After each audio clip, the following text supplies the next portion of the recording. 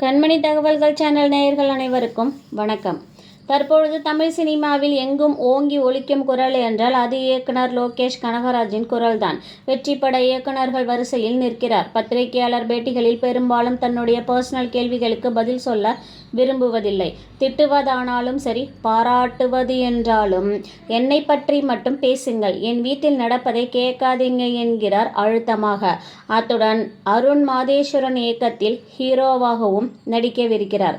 கூலி படத்தில் நடித்த ரச்சிதா ராமுடன் நடிக்க இருப்பதாகவும் தகவல்கள் வெளியாகி இருக்கிறது. விஜய், கமல், தனுஷ், ஸ்ரீ என்று வெற்றி பெற்ற நாயகர்களுடன் படம் செய்தாலும் விக்ரம் படத்தை தவிர மற்ற படங்கள் கடுமையான விமர்சனங்களுக்கு பஞ்சமில்லை.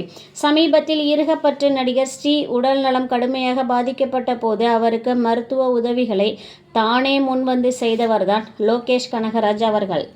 தற்போது கூலி பட வெற்றி களிப்பில் இருக்கும் இவர் இனிமேல் ஆல்பம் பாடலுக்காக மிக கடுமையான விமர்சனங்களை மேற்கொண்டார்.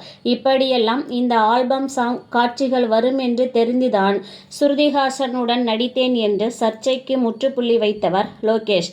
அடுத்ததாக கைதி 2, விக்ரம் 2, ரோலக்ஸ் என்று படங்கள் வரிசை கட்டி நிற்கிறது.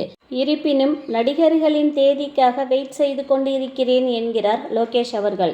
லியோ கோடிகளில் வசூலை பெற்றாலும் கலவையான விமர்சனங்களைத்தான் பெற்றது.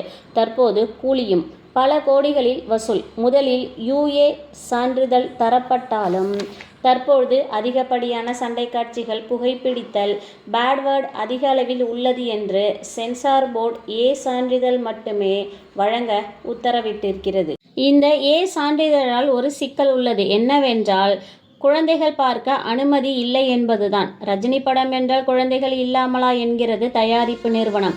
இருப்பினும் தியேட்டரில் குழந்தைகள் குதூகலத்துடன் ரஜினி படத்தை கண்டு மகிழ்கிறார்கள் என்பதுதான் உண்மை. இப்படத்தில் நடிகர் ரஜினி அவர்களுக்கு 1421 எண் கொண்ட பேட்ச் அணிந்திருப்பதை கண்ட பலரும் இந்த எண்ணின் ரகசியம் என்ன என்று ஆராய தொடங்கிய போது அது என்னவோ சிதம்பர ரகசியம் போல் லோகேஷ் அவர்கள் யாரிடமும் கூறவே இல்லை. ரஜினி அவர்கள் எனிதிங் ஸ்பெஷல் திஸ் நம்பர் என்று கேட்ட பிறகுதான் இந்த எண் எனது தந்தை பஸ் கண்டக்டராக இருந்த பொழுது அவருடைய எண் இது என்றும் அவருக்கு மரியாதை செய்யவே இந்த நம்பரை நான் உங்கள் படத்தில் பயன்படுத்தினேன் என்றும் கூறினாராம்.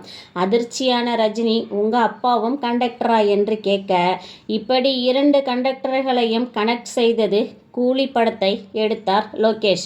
உழைப்பாளி படத்தில் கூட ரஜினி பேட்ச் நம்பர் 777.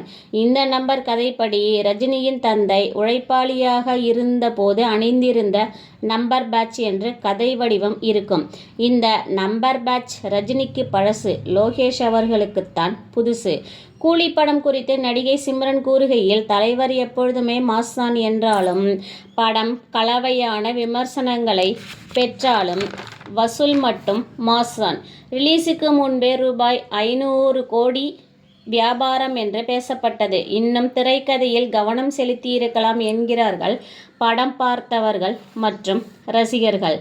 சமீபத்தில் இயக்குனர் லோகேஷ் அவர்கள் அளித்த பேட்டியில், 18 மாதமாக ரகசியமாக வைத்துதான் படத்தை வெளியிட்டேன். பார்வையாளர்கள் மற்றும் ரசிகர்களின் எதிர்பார்ப்பை குறை கூற முடியாது.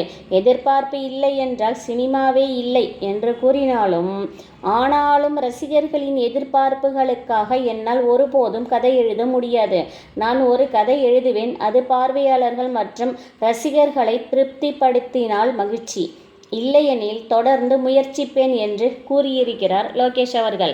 வெற்றி என்பது பாக்ஸ் ஆபீஸில் கோடிக்கணக்கான பணத்தை எடுப்பது அல்ல, இயக்குனராக பார்வையாளர்களுக்கு நல்ல படத்தை வழங்குவதுதான் என்று கூலி பட விமர்சகர்களுக்கு தனது பதிலை கூறிய லோகேஷ் அவர்கள், பாக்ஸ் ஆபீஸ் என்பது தயாரிப்பாளர்களுக்கானது என்றும் கூறியிருக்கிறார். ரஜினி படம் என்றால் இப்படித்தான் இருக்கும் என்று ரசிகர்களுக்கு ஒரு எதிர்பார்ப்பு இருக்கும் நிலையில் ரசிகர்களுக்காக கதை எழுத முடியாது என்று லோகேஷ் அவர்கள் கூறியிருப்பது ஏமாற்றமாகத்தான் இருக்கிறது.